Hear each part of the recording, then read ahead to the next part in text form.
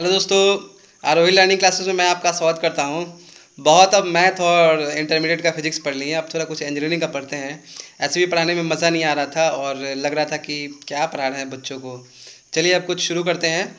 आपको मैं इसमें पावर सिस्टम 2 का कुछ सिलेबस बताऊँगा। आपसे यही अनुरोध रहेगा कि रिले मैं पढ़ाने जा रहा हूँ, डिफरेंशियल रिले। तो आप लोग रिले को थोड़ा पहले पढ़ लीजिएगा। ओके ओके, आइए शुरू करते हैं। तो चलिए दोस्तों, पढ़ना शुरू करते हैं डिफरेंशियल रिले के बारे में। तो डिफरेंशियल रिले के बारे में पढ़ने से पहले आपसे बस एक ही रिक्वेस्ट है कि आप जाइए पावर सिस्टम 1 निकालिए और रिले के बारे में थोड़ा पढ़ लीजिए कि रिले कैसे काम करता है, कैसे सप्लाई आती है, कैसे ट्रिप होता है और क्या क्या उसमें चीज़ें होती हैं। अगर उन चीज़ों को अगर आप समझते हैं तो ये वीडियो आपके लिए है और ये सारे के सारे डिफरेंशियल रिले के जितने भी टर्म्स हैं आप समझ सकते हैं। तो देखिए, शुरू करते हैं। सबसे पहले इसका नाम देखते हैं, नाम ही है डिफरेंशियल। डिफरेंशियल में क्या है दोस्तों? सबसे पहले है डिफरेंस, यानी कि हम क्या करेंगे, हम दो चीज़ों का डिफरेंस होगा उसमें पक्का। यानी हो सकता है कि दो इलेक्ट्रिकल इक्विपमेंट्स लगे होंगे, उन दोनों का डिफरेंस होगा, उस पर रिले काम करता होगा। देखिए क्या कहता है, कहता है पहला ही लाइन है, it operates when the vector difference of two or more similar electrical quantities exceeded a predetermined value। कहता है दो या दो से अगर अधिक हमारे इलेक्ट्रिकल क्वांटिटीज हैं और उन दोनों में क्या होता है, अगर डिफरेंस आता है तो क्या होता है, तो ये रिले काम करता है। मैंने पहले ही कहा था डिफरेंशियल मतलब दो इलेक्ट्रिकल क्वांटिटीज का क्या होगा, डिफरेंस होगा, और तभी ये क्या करेगा, काम करेगा। सबसे पहला और सबसे आखिरी यही इसका कंडीशन है कि दो इलेक्ट्रिकल क्वांटिटीज में क्या होना चाहिए, डिफरेंस होना चाहिए। इसका हम अपडेटेड वर्जन भी पढ़ेंगे, मर्ज प्राइस प्रोटेक्शन, जो कि हम अगले वीडियो में करेंगे। तो देखिए क्या कहता है, इसके दो कंडीशंस हैं। पहला कंडीशन क्या है, इट शुड हैव, पहला कहता है टू और मोर सिमिलर इलेक्ट्रिकल क्वांटिटीज, दो से अधिक क्या होना चाहिए, फिजिक इलेक्ट्रिकल क्वांटिटीज होने चाहिए। हो सकता है दो सिटी हो या कुछ मतलब अलग आपके इलेक्ट्रिकल इक्विपमेंट्स हो। दूसरा कहता है these quantities should have phase difference for the operation of relay, इन दोनों में क्या होना चाहिए, फेज डिफरेंस होना चाहिए। देखिए एक दिया हुआ है आपका डिफरेंशियल रिले का, यहाँ पे बनाया हुआ है। देखिए इसमें क्या कह रहा है, मान लीजिए कि ये आपका क्या है, ये आपका बस बार है, ये जो मैंने लाइन बनाया है ये क्या है, बस बार है। और हमारे पास दो सीटी लगा हुआ है, सीटी stands for current transformer. Current transformer क्या होता है, सबसे पहले बेसिक चीज़, मान लीजिए कि ये सीटी है, तो ये क्या करेगा, जैसे आप ट्रांसड्यूसर्स पढ़ते होंगे तो क्या करता है, ये सीटी हमारा क्या करेगा, इस बस बार में जो भी करंट आ रहा है इस करंट को मेजर करेगा। ओके, मेजरिंग डिवाइस में आपने पढ़ा होगा पोटेंशियल ट्रांसफार्मर और करंट ट्रांसफार्मर। तो ये सीटी यहाँ पे मेजरिंग डिवाइस की तरह लगा हुआ है। तो ये भी एक सीटी है और ये भी एक क्या सीटी है, ये भी एक सीटी है करंट ट्रांसफार्मर, और ये भी एक करंट ट्रांसफार्मर है। तो सबसे पहला कंडीशन क्या कह रहा है कि इन दोनों में क्या होना चाहिए, वेक्टर डिफरेंस होना चाहिए, यानी इन दोनों के क्वांटिटीज में क्या होना चाहिए, डिफरेंस होना चाहिए। देखिए इन दोनों का सप्लाई कैसे कनेक्ट है, यहाँ पे ये एक ट्रांसफार्मर है और ये एक ट्रांसफार्मर है। देखिए दोस्तों, ये एक ट्रांसफार्मर है और ये एक ट्रांसफार्मर है, ये दोनों एक वायर से कनेक्टेड है और इन दोनों के बीच में हमने एक वायर से इन दोनों को कनेक्ट कर दिया है। और इस कॉइल को हम क्या कहते हैं, इस कॉइल को कहते हैं ऑपरेटिंग कॉइल। अब ये ऑपरेटिंग कॉइल हमारा कहाँ लगा हुआ रहता है, कैसे काम करता है, क्या कंडीशंस होने चाहिए, इसको हम आगे पढ़ते हैं। ये एक करंट ट्रांसफार्मर है, ये करंट ट्रांसफार्मर है, और यहाँ पे क्या रहेगा दोस्तों, ये जो डॉटेड लाइन है यहाँ पे क्या रहेगा, यहाँ पे डॉटेड लाइन में जिस इंस्ट्रूमेंट को, जिस इलेक्ट्रिकल डिवाइस को हमें प्रोटेक्ट करना है, मान लीजिए कि कोई अल्टरनेटर है उसको हमें क्या करना है, प्रोटेक्ट करना है, या कोई ट्रांसफार्मर है उसको हमें प्रोटेक्ट करना है, तो हम यहाँ पे उसको रखेंगे और उसके दोनों एंड पे क्या करेंगे, हम ये डिफरेंशियल रिले को लगा देंगे। आगे देखते हैं क्या कहता है। तो सबसे पहले कहता है the dotted line represent the equipment to be protected. यहाँ पे क्या होगा, यहाँ पे वो इक्विपमेंट होगा जिसको हमें प्रोटेक्ट करना है। कहता है two CTs are connected in series with the help of a pilot wire. देखिए ये जो दोनों सिटी होगा, मान लीजिए ये आपका सिटी 1 है और ये मान लीजिए सिटी 2 है, ये दोनों जिस तार से आपका कनेक्टेड होंगे इसको हम क्या कहेंगे, पायलट वायर कहेंगे। ओके, और ये दोनों क्या होंगे, दोनों सीरीज में होंगे। एकदम बिल्कुल ध्यान रखिएगा, एक एक चीज़ को ध्यान से सुनिए, और मैं तो कहूँगा बाकायदा आप नोट कीजिए। ये सब ऑब्जेक्टिव में आते हैं कि जो दोनों सिटी होते हैं वे कैसे कनेक्टेड होते हैं, पैरेलल में होते हैं, सीरीज में होते हैं। तो ये दोनों क्या होंगे, ये दोनों आपके सीरीज में होंगे। और किस वायर से कनेक्टेड होंगे, तो जिस वायर से कनेक्टेड होंगे उस वायर को हम क्या कहेंगे, पायलट वायर कहेंगे। नेक्स्ट कहता है the relay operating coil is connected between the mid point of the pilot wire. ये जो वायर कनेक्टेड है दैट इज ऑपरेटिंग कॉइल, ये मैंने यहाँ जो OC लिखा हुआ है ये ऑपरेटिंग कॉइल है। ये कनेक्टेड होता है दोनों पायलट वायर के बिल्कुल मिड में होता है, बिल्कुल मिड में। ये सबसे इंपॉर्टेंट बात है, इसको नोट कर लीजिएगा। If the operating coil is not connected between the equipotential point, सोचिए बिल्कुल मिड में ही क्यों होता है, तो देखिए इसका नाम ही है डिफरेंशियल रिले। सोचिए अगर मिड में नहीं होगा तो यहाँ से कुछ सप्लाई आएगी, यहाँ से कुछ सप्लाई आएगी, तो मिड में नहीं होगा तो क्या होगा, हमेशा कुछ ना कुछ डिफरेंस आएगा। यहाँ पे ये आपका CT1 है, ये आपका CT2 है, और डिफरेंशियल रिले क्या है, इसके बिल्कुल बीच में लगा हुआ है। बीच में यानी कि बिल्कुल इक्विपोटेंशियल पे लगा हुआ है, यानी दोनों साइड का क्या है, पोटेंशियल आपका सेम है। तो दोनों साइड का अगर पोटेंशियल सेम होगा तो क्या होगा, इसमें तो कोई डिफरेंस नहीं आएगा। तो डिफरेंस नहीं आएगा तो क्या होगा, ट्रिप सिग्नल नहीं जाएगा।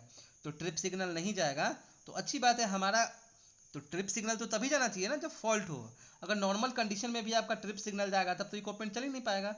तो नॉर्मल कंडीशन में हमारा जो इक्विपमेंट है वो नॉर्मल बिहेव करना चाहिए, और फॉल्ट कंडीशन में क्या आना चाहिए, ट्रिप सिग्नल जाना चाहिए, और हमारा जो इक्विपमेंट है वो आइसोलेट हो जाना चाहिए। समझ रहे हैं, नहीं समझ रहे हैं तो आप बताइए। ओके, वेलकम है। तो सोचिए इको पोटेंशियल पे ही लगा हुआ है, तो इको पोटेंशियल पॉइंट पे ही क्यों जोड़ते हैं, कहता है if operating coil is not connected between the equipotential point, तो क्या होगा, सोचिए अगर क्या होगा।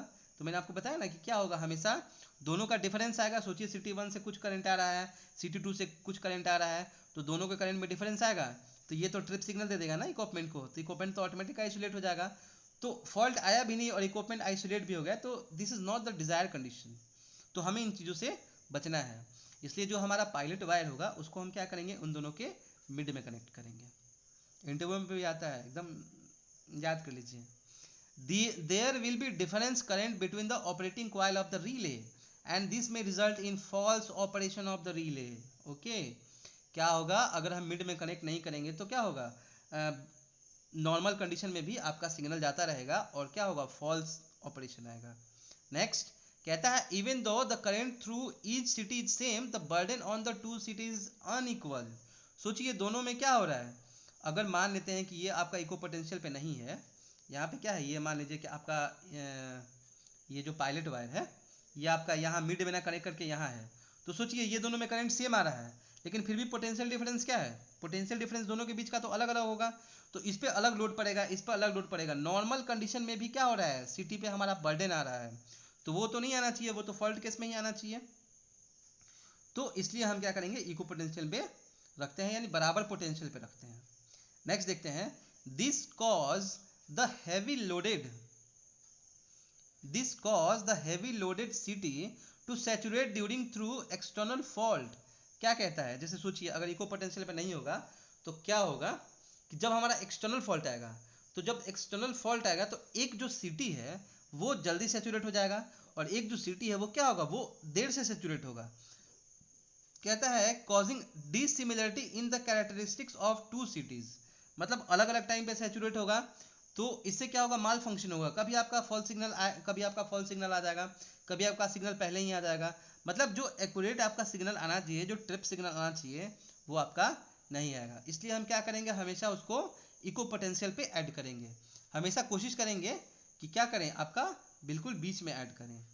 तो अब देखते हैं कि ये तो आपका पूरा उसका जो भी आपका डायग्राम था या क्या होना चाहिए क्या नहीं होना चाहिए हो गया। अब देखते हैं कि जब फॉल्ट आएगा तो कैसे बिहेव करेगा। तो देखिए दोस्तों, एक चीज़ बिल्कुल ध्यान में रखिए कि ये इंटरनल फॉल्ट के लिए है। आपका जो इलेक्ट्रिकल इक्विपमेंट है उस पर क्या असर हो रहा है, अगर उस पर कोई फॉल्ट आ रहा है तो वो आइसोलेट होना चाहिए, है कि नहीं।